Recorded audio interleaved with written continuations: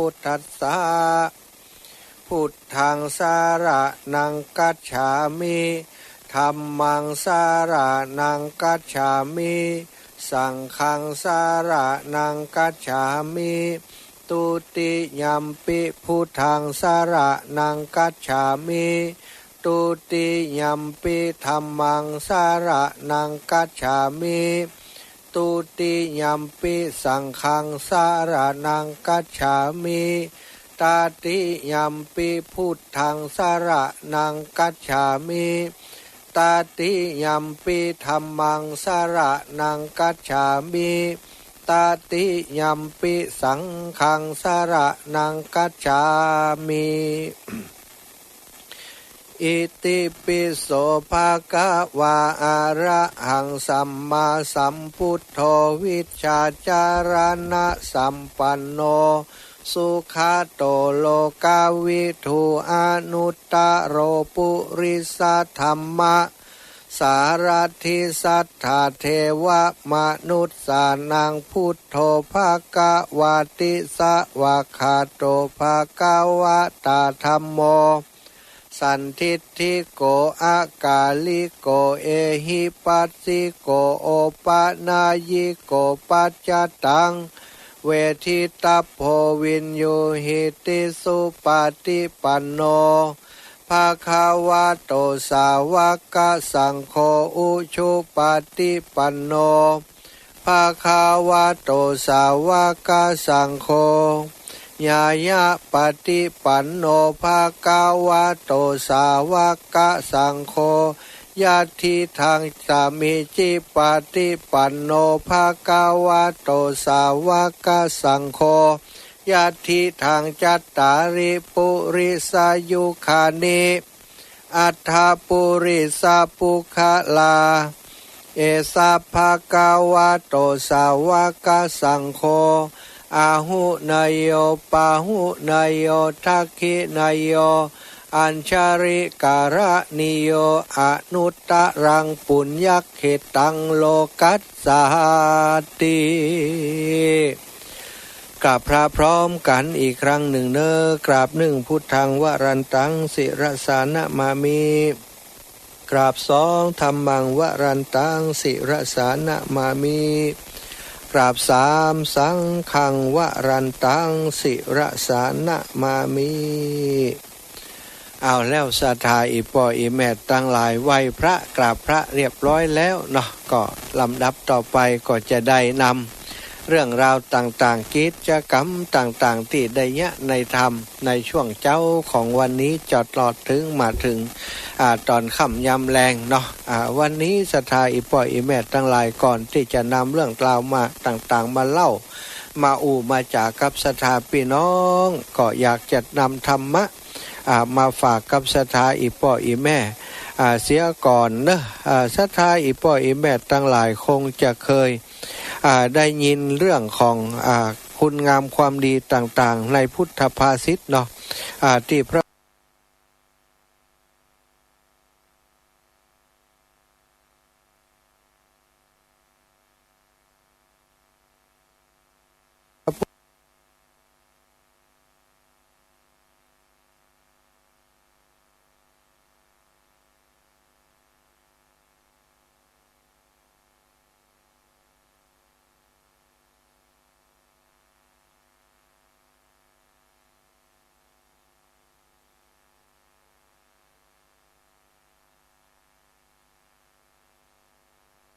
ยะตั้งหลายทำบ่ที่ทำได้ง่ายอ่านความดีที่คนดีทำได้ง่ายความดีคนชั่วทำได้ยากศรัทธาอีพ่ออีแม่จะหันตัวกาบหันตัวเนาะบทว่าสุการังสาธุนาสาธุความว่าชื่อว่าคนดีเป็นอย่างใดศรัทธาชื่อว่าคนดีเพราะว่าคนนั้นมักจะยังประโยชน์ตนและประโยชน์ของตั้นประโยชน์ของคนอื่นให้สำเร็จได้แก่บุคคลผู้ปฏิบัติชอบปฏิบัติชอบทำกรรมดีกรรมดีก็คือกรรมดีกรรมงามกรรมที่ทำแล้วมันเจริญอันจักนำมาซึ่งประโยชน์แก่ตน และแก่สังคมอันคนดีนั้นก็คือพระสาวกมีพระสารีบุตรเป็นต้นพระปัจเจกพุทธเจ้าพระสัมมาสัมพุทธเจ้า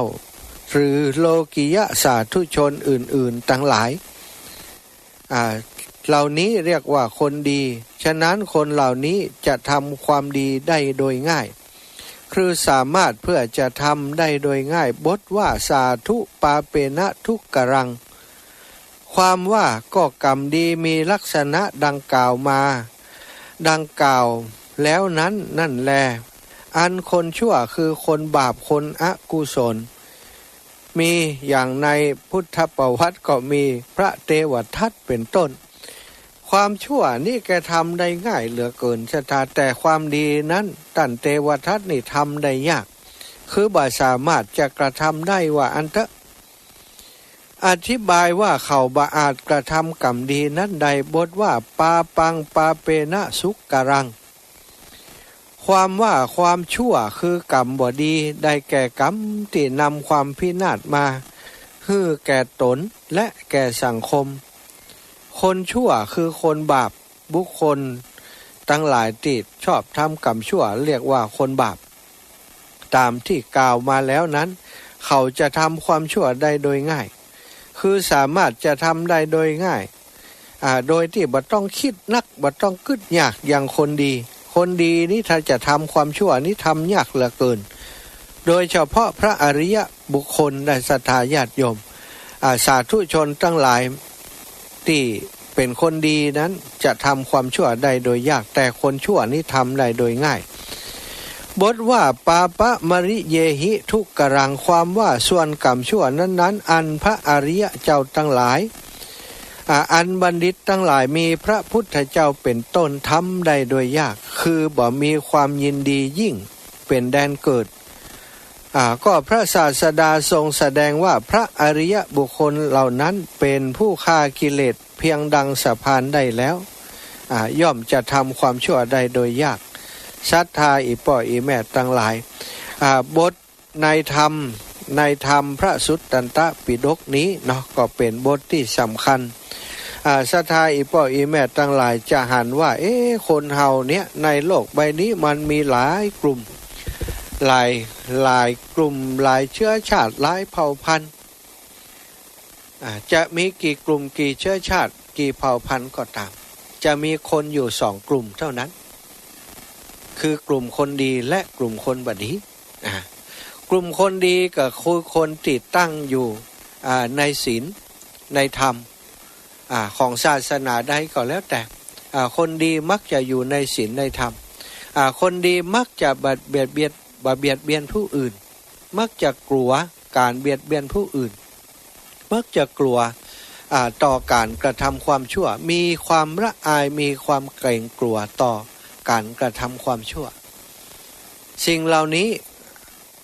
อาจจะเกิดจากการที่คนนั้นเกิดมาในครอบครัวที่เป็นสัมมาทิฏฐิเกิดมาในครอบครัวที่มีคนดีอยู่แล้วเกิดมาในครอบครัวที่บ่ชอบทำกรรมชั่วอยู่แล้วก็เลยทำให้เขาเป็นคนดีโดยธรรมชาติหรือว่าบางคนอาจจะเกิดมาในครอบครัวที่ตรงกันข้ามที่ว่ามาอาจจะเป็นมิจฉาทิฏฐิเนาะอาจจะเป็นคนที่พ่อแม่บ่มีความหันถูกต้องมิจฉาทิฏฐิมีความหันอย่างใดก็คือคนที่มีความหันว่าบาปบ่มีจริงบุญบ่มีจริงคนตายแล้วศูนย์ตายแล้วบ่มีแล้วเพราะฉะนั้นกรรมดีก็ตามกรรมชั่วก็ตามที่เขาทำอยู่บนโลกใบนี้บ่มีผลอย่างบ่มีผลอย่างกับเวลาที่เขาตายไปแล้วอันนี้เป็นเรียกว่าบุคคลที่เป็นมิจฉาทิฏฐิคนหมู่นี้นี่ก็มันก็จะมีมีกลุ่มของมันที่คิดเหมือนกันคนแบบนี้นั้นจะทำความชั่วได้โดยง่ายบางคนบางกลุ่มอาจจะบ่มีความคิดเห็นแบบกลุ่มที่ว่าตะกี้เชื่อเหมือนกันว่าคนทำดีได้ดีคนทำชั่วได้ชั่วแต่เขานั้นยินดีที่จะทำความชั่วได้ง่ายยินดีที่จะทำความชั่วได้ง่ายเพราะอย่างหนึ่งอาจจะเกิดจากสิ่งแวดล้อมอาจจะคบกับคนที่ เป็นคนพาลเป็นคนที่มีสันดานหยาบช้าชอบทำความชั่วเขาก็เลยคบกับคนเช่นนั้นไปบ่อยๆโดยโดนแนะนำบ่อยๆหันพฤติกรรมคนที่ทำความชั่วบ่อยๆก็บ่หันเขามีปัญหาอย่างลุกคนทำความชั่วคนเบียดเบียนคนอื่นคนขี้โกงคนอื่นก็เป็นคนร่ำคนรวยมีความสุขได้ไปเข้าใจผิดชะตาว่าสิ่งเหล่านั้นเป็นความสุขก็เลยกลายเป็นว่าไปทำความชั่วโดยคนที่เขาทำความชั่วอยู่แล้วทำไปทำมาก็เป็นนิสัยชอบที่จะทำความชั่วนี่ชะตาพระพุทธองค์จึงตรัสว่าอันความดีนั้นคนดีทำง่ายอันความดีนั้นคนชั่วทำยากอันความชั่วนั้นคนชั่วทำได้ง่ายคนดีโดยเฉพาะพระอริยะเจ้าทำบ่ได้เลยพระอริยะเจ้าตั้งแต่ชั้นโสดาบันไปเนี่ยสถานบ่ยอมที่จะกระทำความชั่วโดยเด็ดขาดพระอริยะจะทำบ่ได้แต่สาธุชนทั้งหลายที่ยังบ่ถึงขั้นพระอริยะคำเตือนนั้นยังมีโอกาสที่จะทำความชั่วได้อยู่ก็อยู่ที่ไผจะมีภูมิคุ้มกันตัวเองดีแค่ไหนถ้าเฮาอยู่กับนักปราชญ์อยู่กับนักบัณฑิตอยู่กับคนดีทั้งหลายได้รับการพร่ำสอนจากนักปราชญ์จากบัณฑิตจากคนดีทั้งหลายแล้วเฮาทำตัวทำตนตั้งอยู่ในคุณธรรมของความเป็นคนดีคุณธรรมสิ่งที่จะทำให้เป็นคนดีนั้นชะตาญาติโยมก็นีบ่พ้นเรื่องของศีลศีลห้าเนี่ยเป็นหลักเบื้องต้นเลยศีลห้าเป็นหลักเบื้องต้นของการที่จะทำให้คนเฮาเป็นคนดีศาสนาทุกศาสนาอธิบายเหมือนกันอธิบายในเรื่องของหลักการของคนที่จะไปอยู่กับพระเจ้าหรือว่าไปอยู่สวรรค์ไปอยู่ในภพภูมิที่ดีมีชีวิตอยู่ก็อยู่แบบมีความสุขตายไปแล้วจะอยู่อย่างใดบ่ฮู้แต่ถ้าตายไปแล้วก็อยู่อย่างมีความสุขแน่นอนความเชื่อของคนดีเป็นอย่างอันเชื่อในเรื่องของการทำคุณงามความดีการสร้างสมคุณงามความดีแล้วก็มีวิธีการที่จะทำให้คนเป็นคนดีสั่งสมการที่จะไปเป็นคนดีเริ่มต้นจากการเป็นคนที่รู้จักแบ่งปันให้กับผู้อื่นมีจิตใจนี่ปฏิบัติณีที่เหนียวชอบแบ่งปันชอบช่วยเหลือชอบให้โอกาสคนอื่นการที่จะเป็นคนชอบช่วยเหลือชอบให้โอกาสคนอื่นก็จะต้องเริ่มจากคนที่ฝึกหัดในการแบ่งปันแบ่งปันเรียกว่าอย่างการให้ทานเนี่ยทานก็คือการให้การให้ก็คือการแบ่งปันนั่นเองซะท่าคนชั่วตั้งหลายคนที่บอกว่าโอ้แบ่งปันมันเนี่ยอย่างฮือมันเนี่ยอย่างช่วยเขาเนี่ยอย่างเขายังบ่ช่วยตัวเก่ายังบ่ช่วยตัวเองซะท่าบ่ยอมช่วยคนอื่นมีแต่จะเบียดเบียนเอาเปรียบทำร้ายรังแกคนอื่นเอาเปรียบซึ่งหน้าลักขโมยก็มีนะศรัทธาญาติโยมหรือว่าบางครั้งบางทีมีกุศโลบายอันแยบยลเรียกว่าช่อโกงแบบ18มงกุฎนั้นช่อโกงคนอื่นโดยเล่ห์โดยเหลี่ยมโดยทักษะโดยเทคนิคต่างๆอย่างใดก็ได้ขอให้ได้ทรัพย์สมบัติของคนอื่นมาเป็นของตัวคนอื่นจะลำบากอย่างไรกุ้มสนใจขอให้กูได้ก็พอขอให้กูได้ขอให้กูร่ำกูรวยก็พอบ่ได้สนใจผู้อื่นเบียดเบียนผู้อื่นอยู่ตลอดศรัทธาคนที่เบียดเบียนผู้อื่นนั้นศรัทธาญาติโยมทั้งหลายเขาจะเบียดเบียนตัวเองก่อนเสมอความคิดที่เป็นความคิดเป็นอกุศลเป็นความคิดที่บ่ดีความคิดที่จะเอาเปรียบความคิดที่จะฉ้อโกงผู้อื่น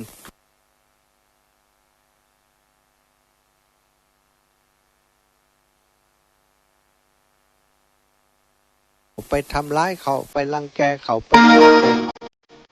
อาจจะหวังตับ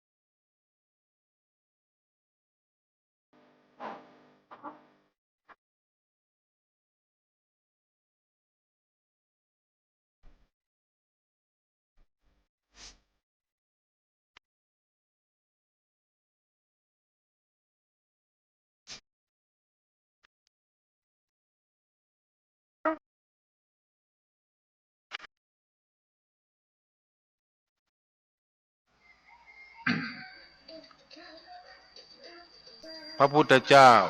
สอนให้แบ่งเงิน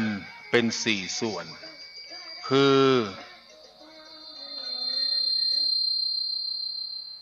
ือหนึ่งใช้หนี้เก่าคือให้พ่อแม่สองใช้หนี้ใหม่คือให้ลูกสามฝังไว้คือทำบุญสี่ทิ้งลงเหวคือกินเที่ยวใช้จ่ายในปัจจุบันขอความนอบน้อมในองค์พระสัมมาสัมพุทธเจ้าพระสัทธรรมอันเป็นคำสอนและพระอริยสาวกเจ้าโดยความนอบน้อมเจริญสุขสวัสดีมายังท่านผู้ฟังรายการธรรมะเพื่อประชาชนจากคลื่น FM 94.0 แห่งนี้ทุกคนทุกท่าน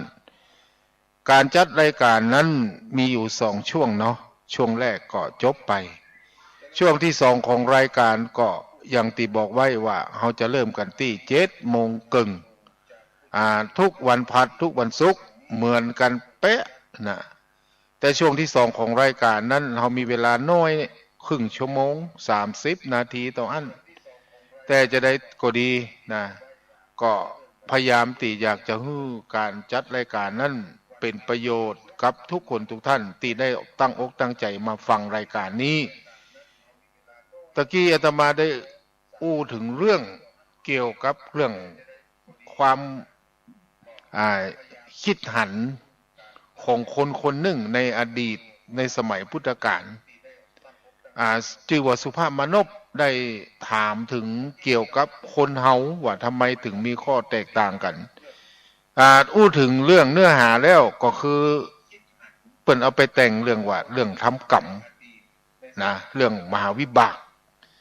ว่าผลของการกระทำเนี่ยทำไมคนเฮาเกิดมาบ่เหมือนกันอาตมาภาพก็ได้นำมาเผื่อนเหมือนกับว่ามาทบทวนความจริงก็อีพ่อแม่คงได้ยินกันบ่อยครั้งเนาะว่าทำไมถึงเป็นจะอันจะอีทำไมคนถึงบางคนก็รวยบางคนก็ตุกบางคนถึงอีน้องแต่เชื่อก็ว่าถ้าคนใดก็ตามเป็นคนที่มีความรู้ความสามารถก็ถือว่าจาดก่อนพบก่อนเปิ่นได้ทำบุญไว้และคนที่เกิดมามีความสมบูรณ์พูนสุขเพราะว่าเป็นคนที่กตัญญูกตเวทีว่าง่ายสอนง่ายต่อแล้วก็มีความเคารพต่อพ่อต่อแม่มีจิตใจที่ชอบทำบุญทำทานยินดีในการบริจาคบ่มีความตนีทีเหนียวและคนทำไมบางคนเกิดมาอย่างมาตุกแตะตุกว่าอันนี้ก็เป็นคำถามของคนยุคนั้นมีความสงสัยเหมือนกับหมู่เฮาทั้งหลายพุทธเจ้าก็เลยตอบว่าพ่อจาดก่อนเป็นคนแข็งกระด้างบ่ฮู้จักอ่อนน้อมถ่อมตนต่อผู้ใหญ่เมื่อตายไปจึงไปเกิดในที่ลำบากในนรกเป็นต้นเมื่อกลับมาเกิดเป็นมนุษย์ก็เกิดในสกุลต่ำเส้นสกุลคนจันทานในยุคนั้นหรือพวกเจ้าประมงที่หาเจ้าต้องออกทะเลหรือเกิดในที่แล่นแค้นทุรกันดารอดอยากลำบากเดือดร้อนส่วนคนที่เกิดมาที่ร่ำรวยถึงขั้นเป็นเศรษฐีมหาเศรษฐีเพราะว่าเมื่อชาติปางก่อนเขาเป็นคนอ่อนน้อมต่อผู้รักผู้ใหญ่ต่อสมณะพราหมณ์ต่อผู้ประพฤติปฏิบัติดีและเพราะเขาเป็นคนมีศีลมีธรรมรักษาศีลบ่เบียดเบียนไผบ่ทำความเดือดร้อนให้ไผเมื่อเขาตายไปแล้วเขาจึงไปเกิดที่ดีมีสวรรค์เป็นต้นเมื่อกลับมาเกิดเป็นมนุษย์ด้วยเศษบุญที่เขาได้ทำไว้จึงทำให้เขาได้ไปเกิดในตระกูลที่สูงร่ำรวยเช่นสกุลกษัตริย์สกุลเศรษฐีหรือสกุลเจ้านายและทำไมมันก็มีคำถามแบบว่าทำไมคนบางคนเกิดมาเป็นคนโง่เง่าเต่าตุนพุทธเจ้าก็ได้ตอบว่าเพราะเมื่อชาติก่อนนั่นเป็นคนบ่เข้าไปไต่ถามศึกษาหาความรู้ต่อสมณพราหมณ์ต่อผู้ประพฤติดีปฏิบัติชอบต่อผู้รู้มีคุณธรรมชาตินี้จึงเกิดมาเป็นคนโง่ส่วนคนที่เกิดมามีสติปัญญาเฉลียวฉลาดเพราะเข้าใจไปไต่ถามหาความรู้ ต่อสมณะพราหมณ์ผู้ประพฤติดีปฏิบัติชอบถามถึงบาปบุญคุณโทษเป็นต้นฉะนั้นจึงเกิดมาเป็นคนมีสติปัญญาหู้เต่าทันคนอันนี้คือปัญหาที่สุภามนพได้ทูลถามต่อพระพุทธเจ้าสุภามนพได้ฟังแล้วก็เกิดความเลื่อมใสได้ประกาศตัวนับถือต่อพระรัตนตรัยเป็นที่พึ่งและลึกถึงพระเราระลึกถึงสุนัขที่ตายไปเกิดในนรกตามกรรมของตัวเองจากเรื่องนี้จะจี้ฮือหันได้ว่าคนเฮาแต่ละคนเกิดมาเหมือนกันเพราะกรรมเป็นตัวบังกำหนดบาใจอำนาจของอย่างใดอย่างหนึ่งแต่คนบางคนบอกว่าค้าขายก็บดีบ่ได้กำไรหรือได้กำไรน้อยหรือรับราชการบดีดวงบ่ฮื้อกลับไปเชื่อถือเรื่องของดวงแท้จริงกรรมที่เขาทำไว้เองเมื่อในอดีตต่างหากติดลบันดาลแล้วเขาจะแก้กรรมเหล่านี้โดยเฉพาะในติบดีได้อย่างไรคำตอบก็คือทำแก้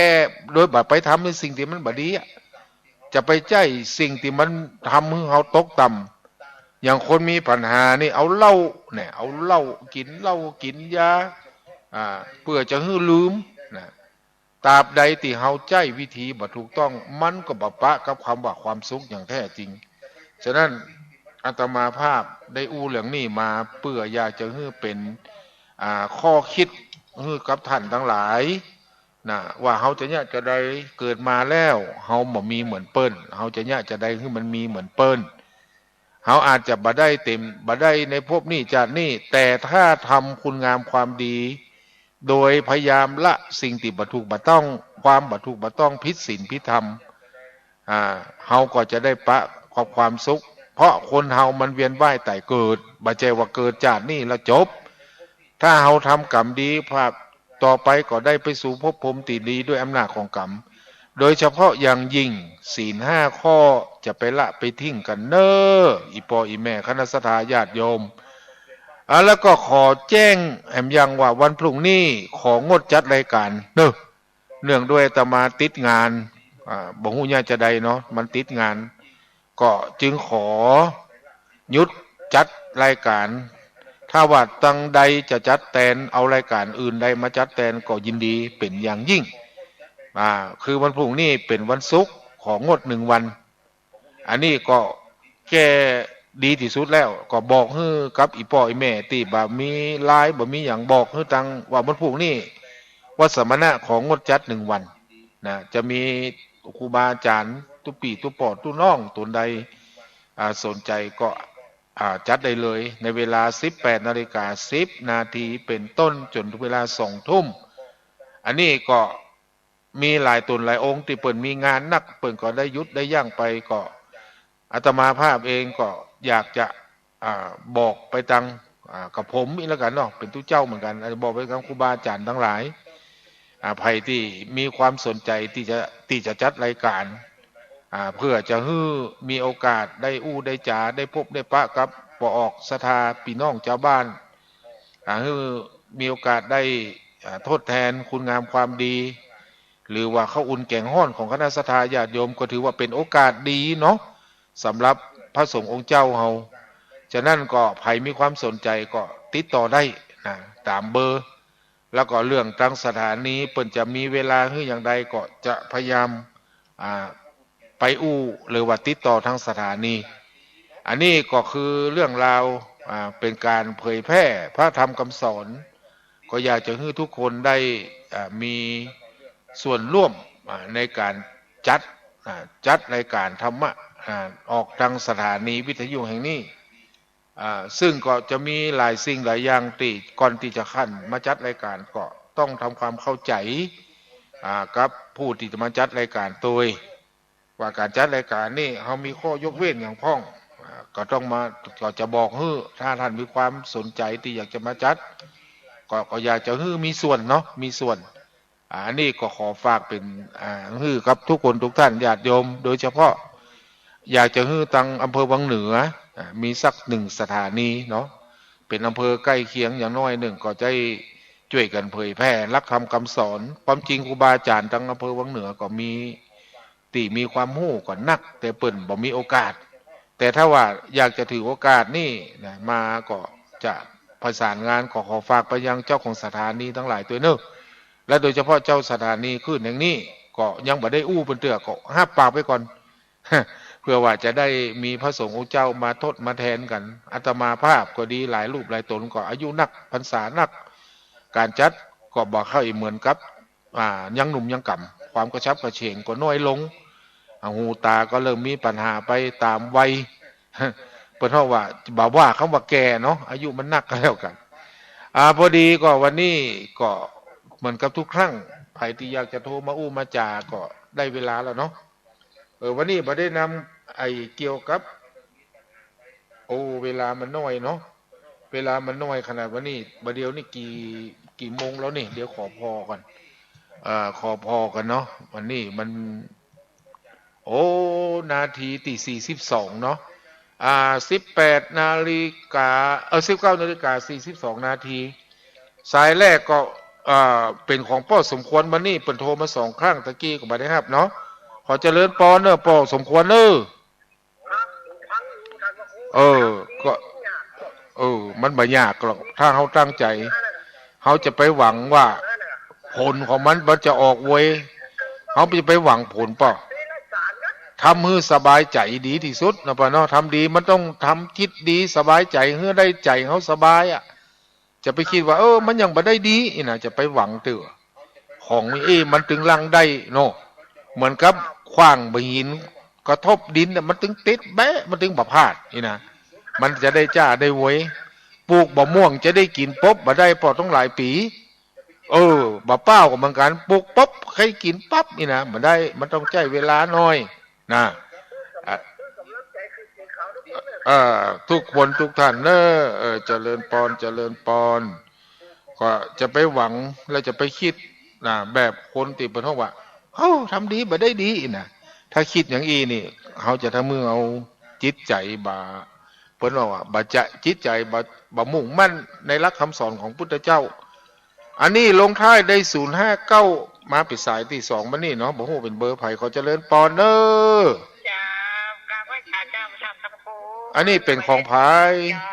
แม่ขมูลบ้านดอนจันทร์แล้วหายไปจัดมึนแม่เฮ้ยเบอร์หายไปเจ้านั่นเบอร์หายตัวนี้ได้ละอินอแม่นอสาธุสาธุแม่ขมูลนี่หลายมูลนะแต่ว่าบ้านแม่ขมูลบ้านประจันนี่เนาะก็ไปแหมคนหนึ่งหายไปเป็นปีก็หาแม่ฮะหลายเดือนนะแม่เนาะ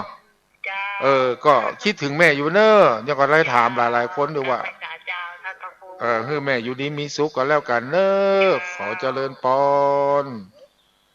ถึงแม่ขมูลบ่ได้โทรมาก็ถามอยู่กับหลายคนที่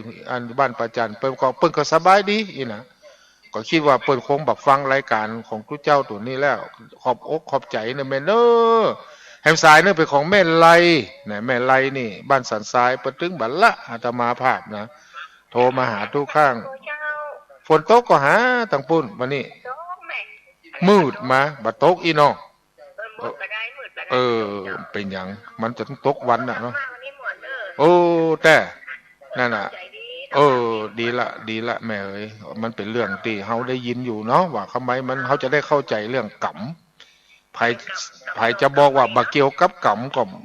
ต้องเฮาเป็นพุทธเฮาต้องเชื่อกรรมเนาะแม่เนาะแม่นทำดีก็ได้ดีทำชั่วก็ได้ชั่วนะแม่เอ้ยขออนุโมทนานะแม่เนอะสาธุสาธุเพราะมีแหมสายแหมสายหนึ่งมาจากไก่เนาะแม่อย่างก็เนี่ยแม่สุแก้วเนาะจากปรับปูนเป็นเจ้าฮือทั้งปุ้นบ่ได้บ่มีทั้งปุ้นที่ฝากตาแม่ไว้ฝนตกก็หาวันนี้จุ่มเย็นเนาะวันนี้มืดมาแม่เฮ้ยสิหมอกเหี่ยวหมดตั้งแม่ขัดจานอันนี้ก็ตกเจ้าไปงานเขาดำก็ตกประมาณสัก10 โมงป่ายนี่นะประมาณสัก10 โมงประมาณเนี่ยก็สาธุอนุโมทนากับแม่เนอะ อันผู้ของดแม่เนาะมีงานจำเป็นนะแม่เนอพวกนี้ของด1 วันเนาะขอเจริญปอนนะแม่เนอสาธุสาธุอันนี้ก็ขอย่ำแหมกำน้องมันผูกนี่บัจจัดรายการแฮมสายนึ่งเป็นของแม่ล่าบ้านวังเจริญจากอำเภอวังเหนือ ฟังอยู่เด้อ ฟังอยู่ก็ดีใจแล้ว แค่แม่บอกว่าฟังอยู่เนอะเป็นกำลังใจเนาะแม่เนาะ เจ้ามีกำลังใจค่ะพระครูเด้อ ขอสาธุอนุโมทนาฮับเอามา เจ้า สาธุอนุโมทนาให้แม่อยู่ดีมีสุขเนอะกำลังใจติมาป่อติแม่ได้มอบเพื่ออาตมาภาพอาตมาบรรลุเนอะเบาคนเดียวก็แผ่หรือว่าย้อนย้อนกลับไปถึงป่ออุ้ยแม่อุ้ยตีเปิ้นบ่มีโอกาสได้โทรให้กำลังใจซึ่งกันและกันเนาะเฮาก็จะมีแต่ความสุขแฮมสายเนื่องโออันนี้ก็มาไก่เนาะของแม่สายฝนเนอะ เจ้าพระเจ้า โอ้แม่ใส่ฝนเอาฝนมาตัวให้ก็หา ก็ว่าต้องเห็นว่าเดียว นั่นก็บอกค่าชื่อฝนนะยังบัดตกนี่อีกอะเริ่มไม่เริ่มฮะมันก็แล้วแต่นะแม่เนาะบางวันนี่ มันจะต้องมีแค่ชื่อว่าจะหา น่ะถ้ามันตกมามันย่างฝนมันก็ฮ้อนนะมันหูยะจะได้เนาะอากาศเริ่มอบอ้าว ตัวมันแค่น้อยเองอะ โอ้ดีละได้กินเฮ็ดแล้วนะแม่เนาะ ได้กินแค่เดียวนะจ๊ะ ดีละดีละดีละมันได้กินมันเปิ่น ซื้อแล้วเฮ้ย เนาะมันเป็นไปโดยธรรมชาติรักษาสุขภาพแม่เนาะด้านจิตใจสำคัญ สาธุสาธุเนอะแม่เนอะสาธุก็วันพุธขอย้ำมาได้มาจัดรายการ1 วันบัใจ มันจำเป็นก็จำเป็นที่จะต้องบัได้มาจัดรายการก็บอกไปตามนี่เนาะเพื่อพ่อเพื่อแม่ที่ติดตามจะได้ฮู้วันพุธนี้พระครูวัดสมณะเปิ่นมาจัดรายการยั่งใน1 วัน ก็ขอตั้งร้อยรอผ่องก็ได้เนาะน้องรอเปิ่นถึงจะฮับเป็นประจำเปิ่นได้บอกไว้ว่า ถ้าบัจัดก็บอกเตอะอีกนะ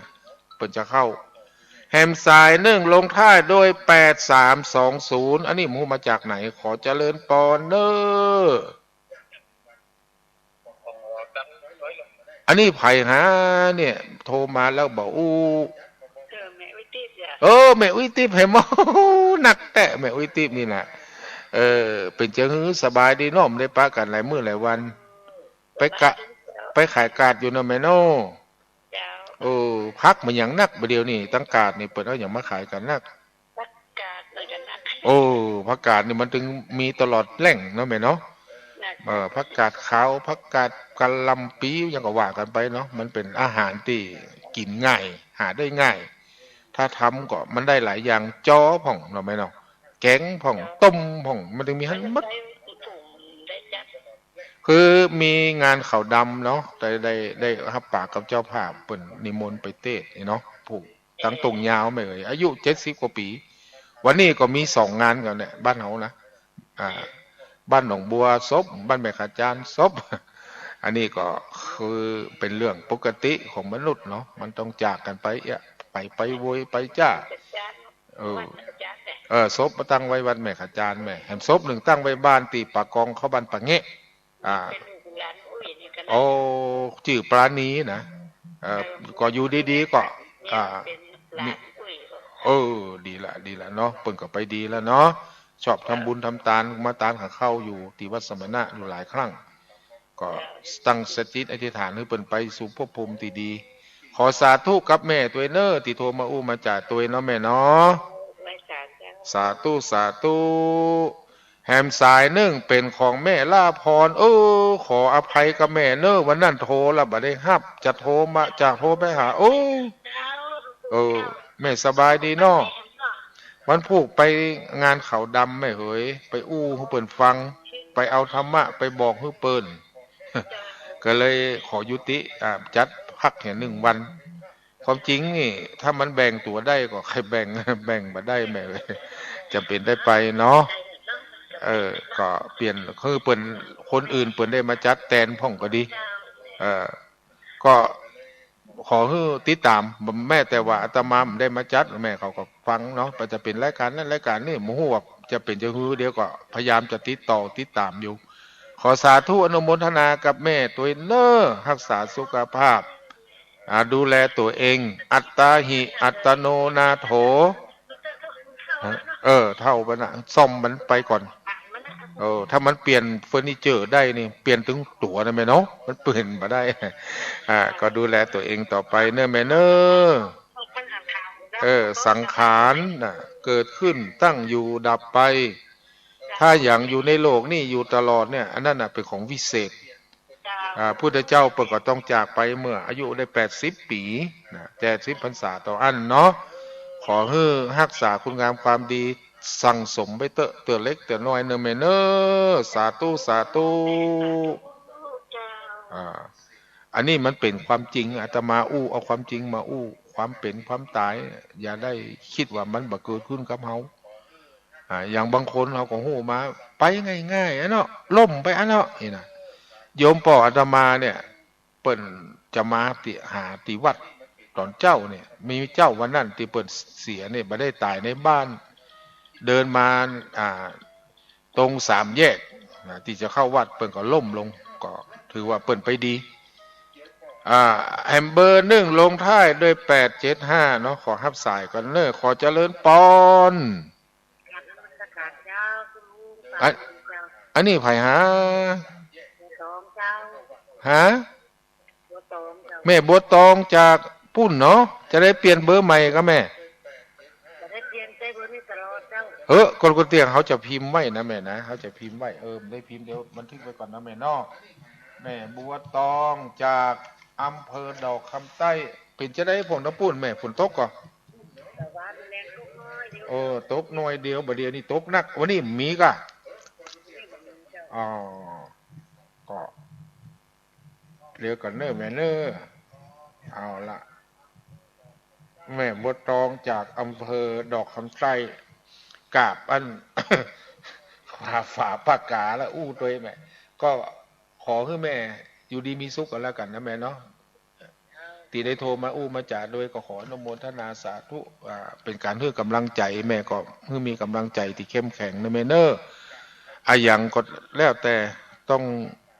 มีธรรมะเป็นเครื่องประดับเป็นของที่อยู่คู่กายเป็นมิตรเป็นเปื้อนพุทธเจ้าเปิดหมอบมือกับหมู่เฮาทั้งหลายแล้วขอให้แม่อยู่ดีมีสุขนะแม่เนอสาธุสาธุ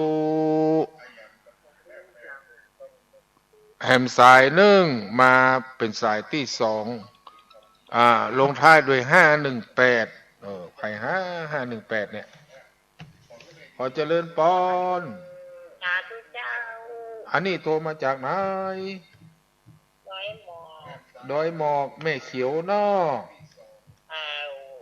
เบอร์ใหม่ก็ว่าเบอร์เก่าแม่ฮะมันมีเติมตังค์อีเนาะต้องเป็นทำเป็นเจ้าของขายโทรศัพท์อันก็ต้องติดต่อกับลูกกับหลานเนาะบางทีคนอายุหนักนั่นเถอะแม่ก็สบายดีเนาะสุขภาพดีขึ้นเนาะเดินขึ้นไปไหนก็คล่องขึ้นเนาะแม่เนาะก็ดีใจตัวแม่วิเขียวดอยหมอกนะมีบ้านตรง5นี่มีดอยหมอกเป็นหลังฉากเมื่อย้อนหลังไปเมื่อปี1ปลายเนาะแม่เนาะไผของฮู้จักบ่ดอยหมอกมีไผฮู้จักมีเป็นละอ่อนยังเคยขึ้นไปอยู่เนาะก็ขออนุโมทนาใครที่บางคนก็ได้ดีจากดอยหมอกร่ำรวยเป็นเศรษฐีมหาเศรษฐีจะนักมาไหมเนาะจากแหล่ในตอนนั้นแหล่สีไล่เนาะเฮ้ยแม่อยู่ดีมีสุขนะแม่เนอะสาธุสาธุอันนี้ก็คือแม่อุ้ยเขียวหรือยายโบเขียวย่าโบเขียวแห่งบ้านตุ่ง5นี่อยู่ในตำบลสันสรีแต่ก่อนอาตมามีเปิดสาธมิกแล้วเปิดละอาตมาไปเป็นคารวาสเนี่ยยังคิดถึงเปิดอยู่นะก็คือปีนานตันแต่ก่อนเปิดเป็นพระครูแล้วเปิดก็คงจะมดหน้าบุญบดอะไรได้ลาเปื่อนลาฝูงไปใจชีวิตเป็นคารวาสก็ยังคิดถึงเปิดอยู่ตลอดนะ อันนี้ก็คือเปื้อนฝูงนี่เขาจะบ่ลืมกันเหมือนกับปีจะว่าเป็นเปื้อนก็ว่าได้จะเป็นอ้ายก็ว่าดีเพราะเปิ้นแก่กว่าอาตมาไปปีหนึงก็ยังติดต่อกันอยู่โดยทางไลน์ก็ส่งนั่นส่งนี่คือกันเป็นกำลังใจคือกันและกันในยุคปัจจุบันเนี่ยมันมีสื่อที่เขาจะต้องใช้สื่อให้เป็นประโยชน์ในการที่เขาจะแยกหยังทำหยังนะเขาก็ต้องมีสื่อมีข่าวที่จะแจ้งกับอีพ่ออีแม่น้อยหนึ่งว่าน้องเจ้าขุนได้ไปรับรางวัลแล้วก็ได้ห้องเพลงอัดเพลงใหม่ก็คงจะมีข่าวของน้องเจ้าขุนซึ่งเป็นคนที่ละอ่อนที่มีความสามารถคนหนึ่งได้ไปรับรางวัลที่คนไว้ละอ่อนไว้8 ปีหลายแม้แต่ตัวเฮายังบอกมีโอกาสแต่น้องเจ้าขุนนี่ได้ไปปะกับคนที่เปิ้นคือได้รับปะกับผู้รักผู้ใหญ่ของบ้านของเมืองนี่ข่าวว่าได้ถ่ายรูปกับนางเอกคนหนึ่งอดีตนางเอกตะก่อนเนาะก็ได้ถ่ายรูปได้อย่างด้วยกันนั่นก็คือคุณจารุณีสุขสวัสดิ์ที่นะได้ถ่ายรูปได้รับรางวัลเป็น1 ใน 9 คนที่ได้รับรางวัลครั้งนี้อันนี้ก็เปิ่นก็ได้ส่งรูปมาให้พอตอนนี้อาตมาก็เปิดรูปไปตัวนะโดยแม่ปราณีวัฒนาสวัสดิ์ซึ่งเป็นแม่อุปถัมภ์ที่ดูแลน้องเจ้าขุนน้องเจ้าขุนคือเป็นเยาวชนที่มีร่างกายบาปกติเหมือนกับหมู่เฮาทั้งหลายเหมือนกับละอ่อนทั้งหลายคือแขนเกิดมาบ่มีแขนแต่ว่าละอ่อนคนนี้ล่ะที่สามารถทำให้คนทั่วประเทศยอมรับได้ประเดี๋ยวนี้จะออกเพลงใหม่ก็ติดตามเนอะมีภาพถ่ายกับคุณจารุณีสุขสวัสดิ์โอ้จัดหลายท่ารับตาพริ้มเลยเนี่ยนี่เป็นทรงมือพอเนี่ยหลายคนถึงกับกอดนะคงจะเป็นภาพที่ปรากฏในสื่อในอนาคตการต่อไปอันนี้ด้วยความเสียสละเป็นละอ่อนที่สำนึกในบุญคุณผู้ที่มีพระคุณเป็นผู้เสียสละเพื่อสังคมได้ไปในครั้งนี้ได้ไปครับอันนี้ก็